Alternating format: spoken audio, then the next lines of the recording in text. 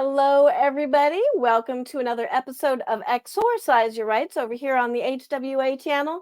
Today, I have my friend and often partner in crime, literary crime only, Lee Murray, who is the wonder from down under, my favorite Kiwi in all the world. And hopefully, I haven't just insulted any Kiwis. Think you might also be the only Kiwi I know personally, but you're definitely my best Kiwi. Oh, that's so kind, Angela. I'm going to tell my husband you said that because I think he's the other Kiwi that you know. Oh, that is true. Well, I mean, I do believe that you and I have worked together a little bit more than. Absolutely, absolutely. Also, I think David and Ryan may have been the long-suffering partners who have had to suffer through the cheese on toast dinners while we've done these projects. So it's Yes. wonderful to be here with you. It's been too long, and you've moved to Brazil, and so I haven't seen you quite so much recently. So this is nice to be able to sit down and have a proper chat about what we've been up to in the last few months. We're actually on the same hemisphere now. Yeah, that's I wish the connectivity of the internet was better though. I mean, it seems to be a little bit iffy, so let's hope we don't get frozen in some parallel universe while we're speaking. Yeah. Well, first I want to congratulate you on Despatches. I am so excited. That is such a gorgeous cover. I'm actually going to upload the cover to show up in the corner, but it's on the thumbnail. Tell me a little bit. I do know a little bit of the history of this book. Just a little bit, but tell me a little bit about Despatches. Dispatches actually, well, of course you know about it because it was born from a conversation between yourself and Maxwell Ian Gold, the poet, and myself, and we'd got together for a sort of a writing critique-y sort of the way of the world discussion as you do, and we were talking, it was around just around the time the Ukraine war was about to we didn't know it was going to kick off, but it was about that time, and things were looking quite perilous in the world, and we were having one of those, oh my goodness, the state of the world discussions, and the potential for sort of just the horror of war, obviously, and we'd already seen Alessandro Manzetti and Linda Addison write that fantastic poetry collection on war, which was just wonderful. I think it picked up the Bram Stoker the year after it was released. So it's an incredible piece of writing. And we were just talking about war, and then we also got on to the supernatural aspect, and what a great opportunity for gods and the supernatural to also have an impact on the theatre of war, and that led to your very exciting story about Eugenie. It's a very hard word to pronounce. Exactly, about the sort of American Shamanchu invasion of the Okinawa Islands and the impact that had on just normal islanders, the indigenous people there. So you started that piece of work, and Maxwell Ian Gold started I Am Someday, which is it's a kind of very brooding and very poignant look at the Nazi death trains. Gosh, I can't wait. I believe that's been picked up by a publisher, and so hopefully we should see that coming out next year. So that's an exciting piece as well. But interesting how these things kind of evolve from conversations and discussions, and we don't work in isolation, do we? We always have input and support, and just we're able to bounce ideas off. And so Dispatches, my own story, which came from this conversation, is a novella. It's actually which basically looks at the theatre of war in the Dardanelles Peninsula during World War One, particularly sort of the events that happened at Anzac Cove, which of course have been depicted in lots of movies now, with Gallipoli and some of those other stories. But I particularly looked at sort of Dispatches as a riff really on the idea of a newspaper reporter who's reporting at the scene, and it's told in a here's me going to say this word. No, it's like something just gets stuck under my tongue because I just cannot pronounce this word. It's an epistolary tale, so it's told through letters and newspaper reports and that kind of thing, and which, you know, so which is quite an immersive way of writing, in fact, because I find it's to me it seems a little bit like sort of you've gone and you found your grandmother's, you know, diary, and you're sort of flicking through the pages and you discover she had this lover in the past and you knew nothing about it, and it's very sort of exciting, and you sort of got to spy on the first person account, or it's very immersive, and you do feel like a little bit of a fly on the wall kind of thing. And so that was the approach I took with Dispatches, and I think, and to be honest, I think horror has a real tradition in this. If you think about Dracula is told in this format with journals and letters and accounts, people's accounts of the history, so you get different perspectives. And then not everything is told. Sometimes the reader needs to sort of piece things together, which is always nice and exciting. But there's, you know, and Mary Shelley's Frankenstein is told in this way, and Stephen King's It. Carrie is told in this way. And so, and I think there's quite a few more recently as well. I think horror has quite the tradition in this form, and because it is so immersive and very, I don't know, it seems kind of subversive to be looking through, you know, someone else's drawers and finding all these bits and pieces and sort of coming to the story yourself. So well, so I agree with that. I agree. I've gotten to read some of Dispatches. And it's very personal. It is a very, like you say, almost like a sneaky thing, like you're reading over somebody's shoulder and experiencing their adventure through their secrets. Yeah, I mean, it could seem like it's sort of distanced because you're reading it through someone, but actually it's surprisingly immersive, isn't it, in the way it's told. And because you do and it works very well for historic stories, because you just do not know what might have happened to that character. You know, and what if it stops? What if the narrative stops and you don't know the ending? So it's always quite interesting to follow those. Yeah, and that's all we ever know about a historic character or a historic figure anyways, is the bits and pieces that come through the letters and the diaries and the, you know, the reports from other people. So it's very appropriate. Yeah, and I think for historic, you know, I mean, now everything is accessible online, isn't it? Internet, and, you know, you know, I know what somebody, you know, across the world had for lunch, you know, it's kind of with social media. But in the day, you know, it would often be months at a time before you would get, you know, get a letter or a telegraph, or, you know, depending on what the technology was at the time. And so it is also kind of appropriate to those eras, that kind of, and I think now, if you think about a modern version, would be Eric La Rocca's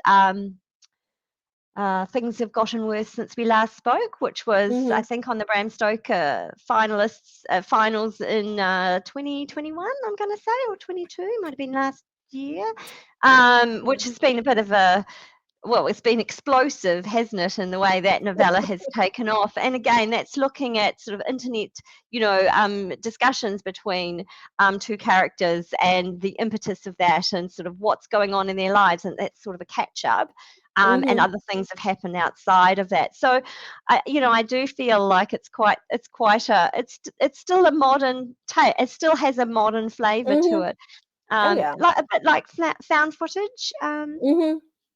Stories, which I think are very, you know, since that Blair Witch, I mean, they've been very popular, and they very fitting for horror, I think, for some reason.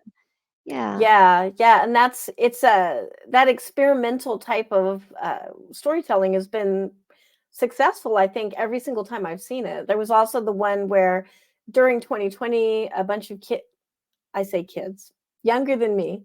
Younger than us. I don't remember how old, but they got together and they did like a Zoom horror movie, and it did fabulous. So, and it was all across Zoom. So I love the idea of that, like a different style of storytelling. Yeah, and I found it very successful for me for some reason. And a few short stories. I did a story called Edward's Journal, which was in grotesque monster stories, and that was kind of looking at the, the otherness that comes with colonialization of a new country, and sort of what the indigenous people believe versus what the invaders think. And I told it from the point of view of the invaders, and sort of the disbelief around some of the Maori mythology, and that kind of thing, and the mistrust between the two cultures, and is the reason, of course, for the downfall of my characters in that story. And it just worked really nicely, that journaling style. And I think I did it once. I've done it once again with a story called, I'm just trying to think of the name of it now. It's a story set in my old school in the 80s. And it looks at it's kind of sets up Dracula as a fae, but also marries in the idea of Lady Chatterley's lover, which the girls are studying at school. I went to an all-girls school, which was a boarding school, and some day girls and some boarding girls, and sometimes in the holidays the boarding girls wouldn't go home because it would be too far to go or whatever. And so the story is set in the boarding school during that time, and of course the girls are studying Lady Chatterley's lover, and of course Dracula character is in the greenhouse during the summer. So I think it's I always think it's really fun to explore those different forms, and just keeps your writing alive when you're trying new things, because I kind of think we need to be keeping ahead of these large language models, because we're going to have to be creative and innovative to stay ahead of them, and to keep providing fresh narratives that have a different approach, or a different aspect which isn't sort of easily captured by those artificial forms. So maybe that's where we have an edge as creative writers. Oh yeah, I agree. And we have the edge because we also love it, and we have the edge because they need the prompt. We are the prompt. So, we're just prompting ourselves. Absolutely. And and Dispatches, I'm really proud of this. This one is kind of inspired by my own adopted grandfather, who my own grandfathers had both died when I was a little girl, and my parents lived next door to this gentleman whose name was Len Nicklin, and he became a lifelong grandparent to me. He died when I was in my 20s, and so I had been in contact with him pretty much all of my life, right through until then. And he was actually looked after the donkeys at Gallipoli. So he was actually in the New Zealand Expeditionary Forces, and was at Gallipoli, had a Gallipoli medal, was one of the survivors. And he was shipped out to the Western Front afterwards, and was at Ypres and later in the Somme. And he had his face blown off, half of his face blown off at the Somme. And he was evacuated back to New Zealand after that. He lost, I think he lost all his brothers in that war. So wonderful chap, very gentle, kind man. I have lovely memories of him. But he also used to talk about his time, at sort of, because I was a child, don't forget. So he used to tell us sort of stories about the donkeys and things that happened that were peripheral, if you like, to the real monstrosities that that happen in war, and it's those kind of trail off moments, that those empty spaces which I've tried to fill with the story.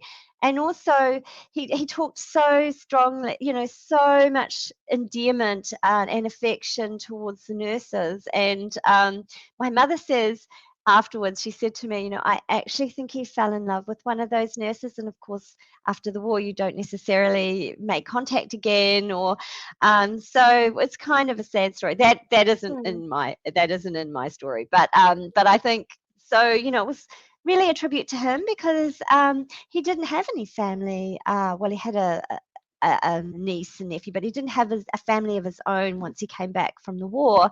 And so, I feel like I had not a responsibility, but an opportunity to bring him back in some ways by telling this story. So that's so cool. That is so cool. Well, and war, especially right now, it feels like it's kind of a looming thing for all of us. I mean, it's actually happening, but it's how big is it going to get? It's just like we're having a constant worry. Was that difficult to write dispatches kind of while we're almost Yeah, living that again? I mean, we're not living it because absolutely. we're not, you know what I mean? Like we're not Yes, obviously in no, but Ukraine, but it's it's just around so us. it's so pervasive, isn't it? And it Hmm. just reminds you, this is the Great War, the war to end all wars. Well, like that happened, Yeah. and I yes, it definitely was difficult, and I think particularly for Maxwell, he it's very close to home for him, this the Ukraine war, and I know that he had to step away from his project, just because it was just so emotionally wrenching.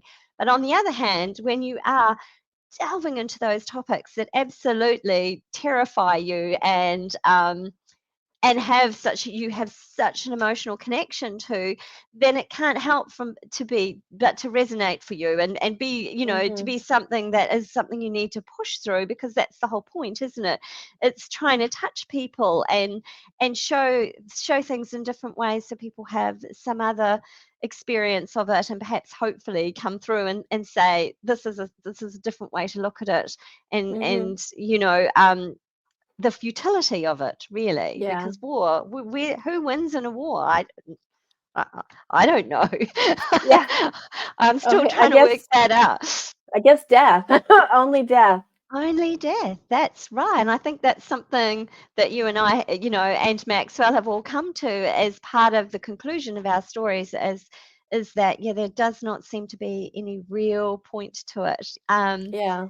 At the end of it, can we say, I guess for myself, and looking at dispatches and the research I did around World War One, and particularly the Maori Battalion, it was their first venture into a war on behalf of our country. I mean, Hmm.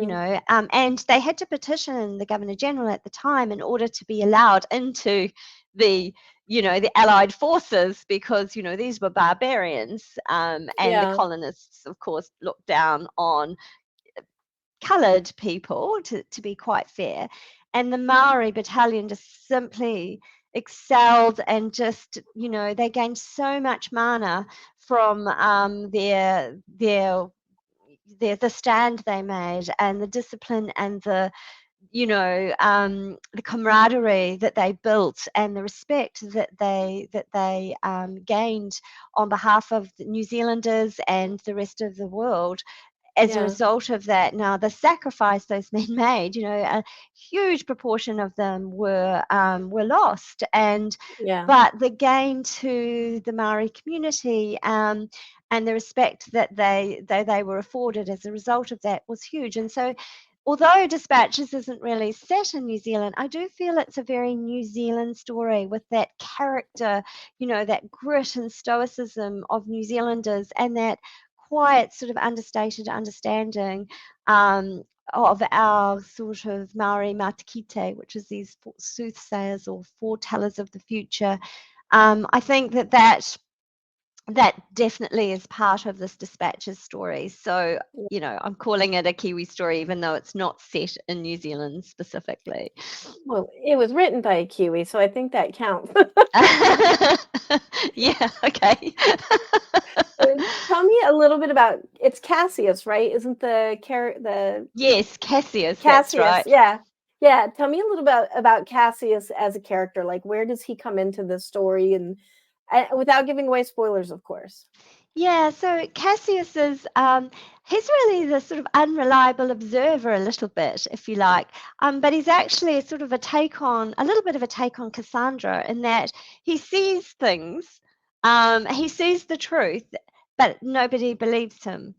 Or he can't be believed, or we must dampen down this narrative, because it isn't in the interests of the war or the allies, or we need to make war Mm, glorious and beautiful, and I guess more palatable for the masses. mhm. And so poor Cassius, my journalist, is stuck between this rock and a hard place of wanting to tell the truth and not being able to, which of course is the problem for Cassandra, and also the prophecy of what might happen as a result of this campaign in the Dardanelles. So, and we already know historically that it was one of the bloodiest and just most tragic, wasteful campaigns of all time. So, so it's a little bit cheaty, isn't it, using that theatre of war as a setting, because already it's just horrific. No matter how you look at it, it's horrific.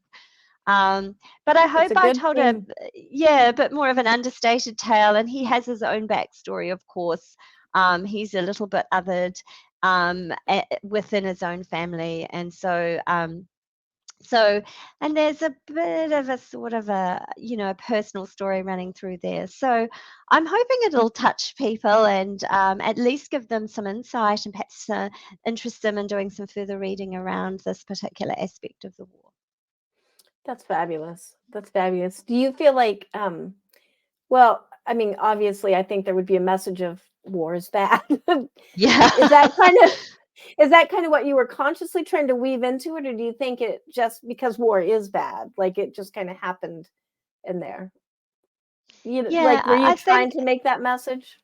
Yeah, well, I think that is the only message in some ways that we can make about war. But also, I think I wanted to also, I mean, the beauty of having this kind of mosaic approach with the different letters and journals and newspaper articles and what have you, shows certainly a change in register. So what Cassius puts in his journal is different to what goes in the newspaper, for example. So we do understand that there are shades and layers of what we see.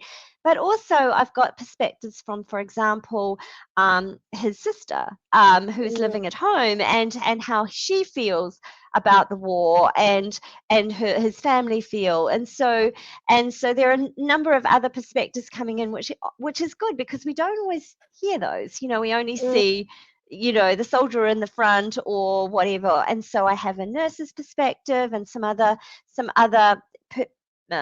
prisoner of war and various others. So that just gives us a nice layered approach to looking at the different viewpoints. So again, I'm going to have trouble with this word, epistolatory approach does give us, there's something about that word, it's just so nasty and difficult to say.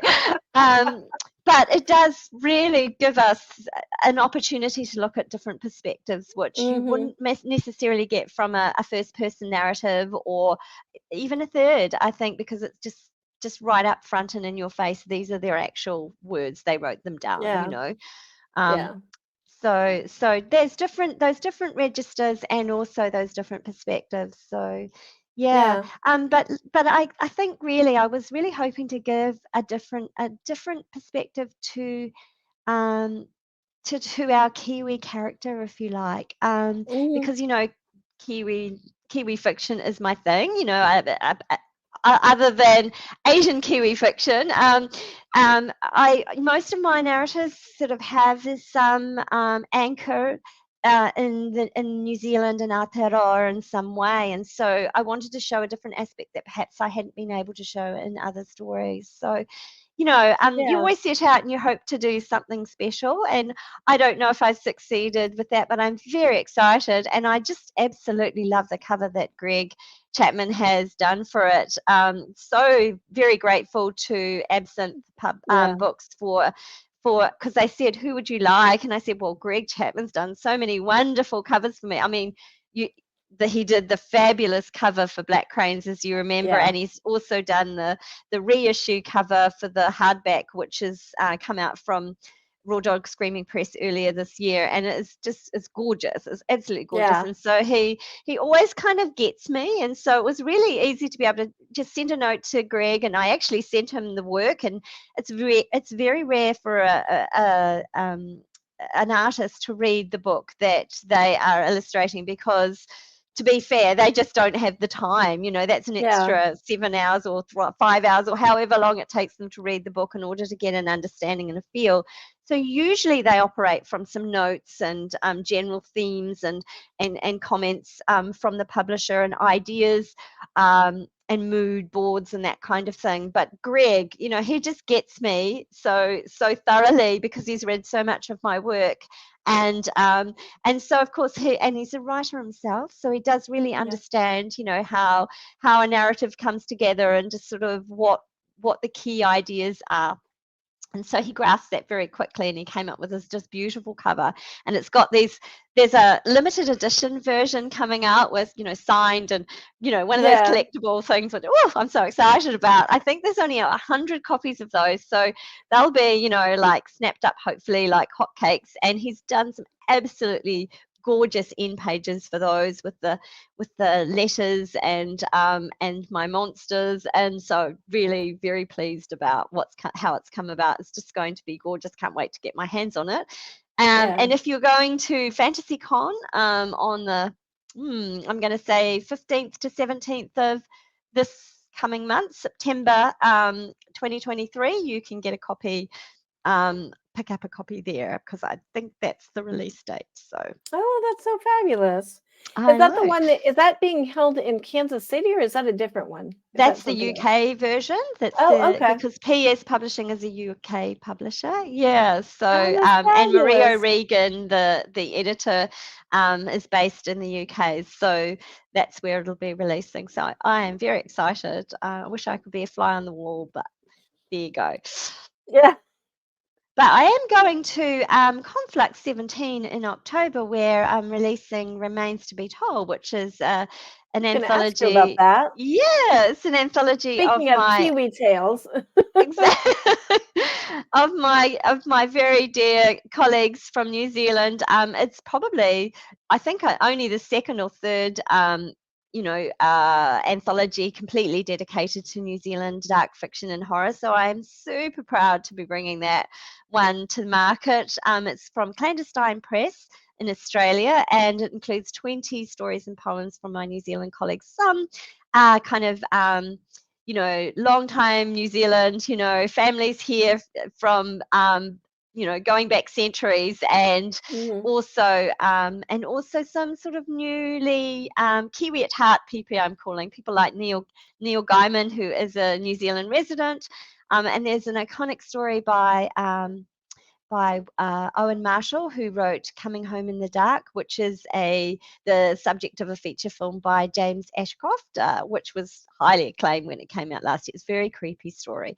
So I'm super excited. I can't wait. They're all the usual suspects in there that you will know of, and some new and emerging writers. So I could not be more proud of the way it's coming together. And Emma Weekly, Sir Julius, a Vogel Award-winning New Zealand artist, has done the cover art and also interior art for every story, which is just amazing. So, oh wow, yeah, I'm this is going to be quite the month for me. I'm very, very excited about it. So, yeah, yay, Kiwi fiction. That's all I'm going to say. I see one of the authors on there, Celine Murray. I mean, I've heard of her. Speaking of emerging authors. Yes, Celine That's has. fabulous. Yeah, Celine. My daughter is obviously Asian, but she's also Pākehā, which is European, but she's also Maori, and so she's written a poem based on the Waitiri myth, and that is a flesh-eating goddess of Maori myth. So, she's written a rather nice little poem, which is quite horrific for that. So yes, there's 4 poems in the collection and 16 stories. So look, honestly, I could have filled this anthology 10 times over with wonderful stories and poems by New Zealand dark fiction authors, but budget, unfortunately, and print constraints and all of those things. So I'm hoping one day there'll be a second volume, because I can clearly fill it with good work. So, but it's nice to be able to showcase my people back home, because it's a small country, the market is small, and getting our voices out there is really, really tricky, as you know. I mean, it's the battle of horror, isn't it? Is to be seen as legitimate on the mainstream sort of platforms. So yeah. Well, you're doing a fabulous job of it. You are doing a fabulous job of bringing Kiwi fiction into the global stage, we'll say. Oh, thank you. I hope so. I hope so. I mean, it's a little bit, it's not about me, but it is a little bit about me because this is what I Mhm, love. And so, mhm. we obviously want to push, the people and the work that we love and enjoy. So, we need to see Yeah. more of what we love out there available for other people to enjoy. Yes, yes. And I'm probably going to embarrass you a little bit. How many awards have you won making you the top Kiwi awarded author? Oh, Like I think I've just a run couple 15. I'm going to dozen. say 15 New Zealand awards for speculative fiction and horror and other things. And I'm going to say 10 international awards. Look, I'll have to go and count them up, but I'll just go count those awards. I'm My very Shirley lucky. Jacksons and my Bram Stokers and no, Oh, look, you're an amazing inspiration. Oh, thank you. No, it's more, I'm very lucky that my colleagues have acknowledged my work in that way. I mean, it is, there's no, there's no telling what people might like in a year or not. And I think sometimes Mhm. I've been a little bit lucky that I happen to have written something that has resonated for people in the moment because, Mhm. we look to read different things depending on where we are in our lives and what's happening around us, just Mhm. like this war discussion that we all had in in the days before the Ukraine war Yeah. began, and the fear that we have for our families. America had been going through quite some unrest and still is, I think, internally with Yeah. divisions and politics and ideologies. And as Asian, um, as an Asian American, as an Asian New Zealander, we were feeling some of those implications during the pandemic. And sometimes that those moments just happen to coincide, and we happen to have written something which might resonate for someone. Um, in the world. And I think Yeah. our work, for example, you and I with the HWA mental health initiative is exactly an example, isn't it? Yeah. With that of Horror and Hope collection coming out just at a time where people were really feeling the strain on the end of the pandemic. Yeah. With their mental health. And so here's a free resource available to people to sort of see that other people are feeling that same way and to sort of feel that they're Mhm. not so alone in feeling those things. I think that Yeah. literature just has plays such an important role in helping us process, understand, and just well, even just engage and entertain with something in an area that is just concerning us all. So, Mhm. when you get an award, I'm going to say you always, and you know this because you have several, is that you just think there's a fluke there somewhere. It's like how I pulled the wool over their eyes this time. It was never going to happen, Yes. and you feel this need to write something more innovative, more Mhm. fresher, To earn different. that. Yeah, to earn it, you do. You feel like you're still earning it, and because it is always such a privilege to be singled out by your peers for some kind of acknowledgement. So I don't think that is deserved. It's just we're lucky and we are extremely grateful and privileged. And all we can do is thank our readers and thank our colleagues for that support, because and it's perhaps an endorsement to say write some more, because we're interested in the way that you put things, and that you have something of interest to say. So I hope Exactly. I hope that's the idea. But I anyway, will say, as one of your peers, you worked very hard for those. oh, thank you. Those are earned. Oh, that's very kind. Yeah, I don't know that that's true, because there's any number of incredible works that get put out every year. In fact, I make a point, if I can, of reading as much of the long list and finalist works as I possibly can that come out on the Bram Stoker Awards and the Australian Shadows Awards and the Ditmar Awards and all of the other, speculative and horror awards, if I can, as much as I can, because there is Mm, just so much great so stuff much. coming out. Yeah. It's quite scary, to be honest. Yeah, it So is. how to be singled out amongst all of those incredible works. Sometimes it's just the moment, I think. It's just Yeah. sometimes you just happen to get lucky in the moment, and people are feeling like they need something like this or something a little bit light. I mean, Yeah. my story Permanent Damage was absolutely ridiculous. It's Medusa hairdressing in the 80s, um, it was just great fun, and perhaps that was the moment. People were just Mhm. looking for something light-hearted, horror but light-hearted, and sort of, Mhm. a throwback to an easier time perhaps, Yeah, I which agree. resonated. And so how do we know? I can't say that it's any better or any worse than anybody else's work. It just happened to resonate at them in the moment. I think that's Mhm. the only way we can look at it with Yeah. awards. Well, speaking of resonating, how about Under Her Eye? That has been a Oh, fabulous book. It is getting so much attention as well. Tell me a little bit about that one. That yeah, was well, with, that's coming out on the yeah. 7th of November, and that is a Women in Horror poetry project. So it's an anthology of horror poems on domestic violence to raise awareness of that dreadful issue and the sort of violence that occurs against women. And it's a pixel project, if you like. So their role is, as a global organisation, is to raise awareness and offer solace to victims of domestic abuse and violence, particularly women and girls, but it does happen across the board. I have to admit that. But this particular project is focusing on women and girls, and it's just to die for. I've just had the proofs come across my desk today. They are gorgeous. So very much in the lines of Under Her Skin, which was, of course, an acclaimed collection by Lindy Ryan and Tony Miller of Black Spot Books, which was the precursor to Under Her Eye. So I was very lucky to work with Lindy Ryan on this one.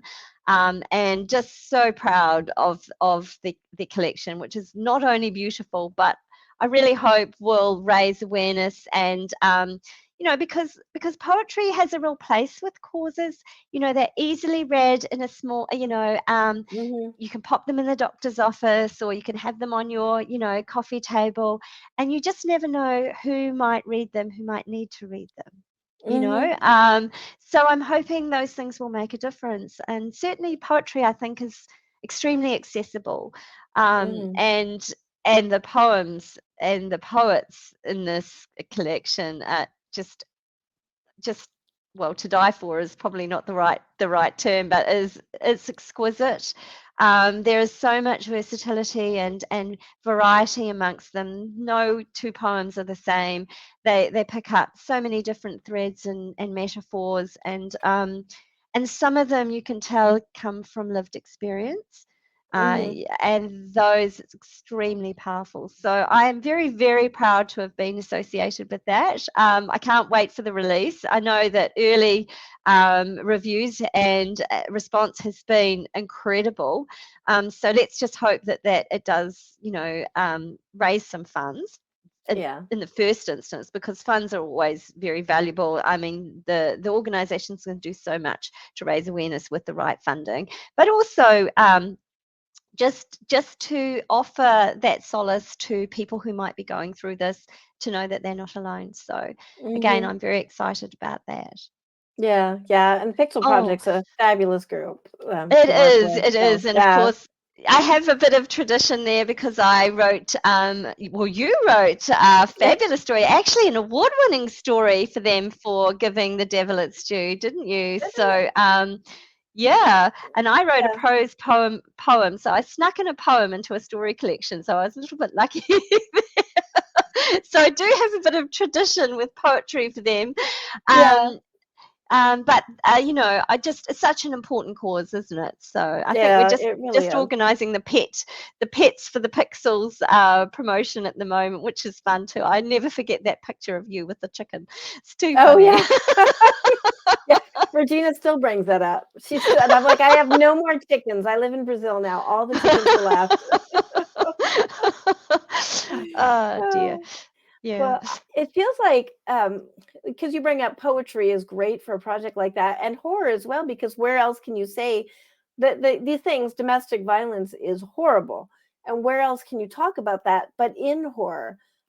Which you are a horror author, and you also have a lot of activism going on, with the Horror and Hope, for the mental health awareness, and the Pixel Project, Under Her Eye. Do you feel like your activism and your writing kind of go hand in hand? Yeah. Or are they or did one evolve from the other? Yeah, that's a really interesting question. I think there's a little bit of both. Personally, I'm just passionate about the things I'm passionate about, and so I like to, my dad always says, pull your sleeves up and jump in. If that's something that is important to you, then do something. Mm, Be the reason. Make it happen. And you just need someone, the eye of the needle or something to start something, and then, if you build it, they will come. And so, we've done that with Asian horror. Look at the wonderful community of Asian unquiet sisters we have now, lifting one another's voices, which is yeah. wonderful. I think Black women in horror have been doing incredible things. Miko Saulson and their team of incredible, talented writers with their 160 Black women in horror. Wow, so Yeah. I think of Horror and Hope and the mental health initiative. There's so much need for that. We do really need to change our attitudes towards mental illness.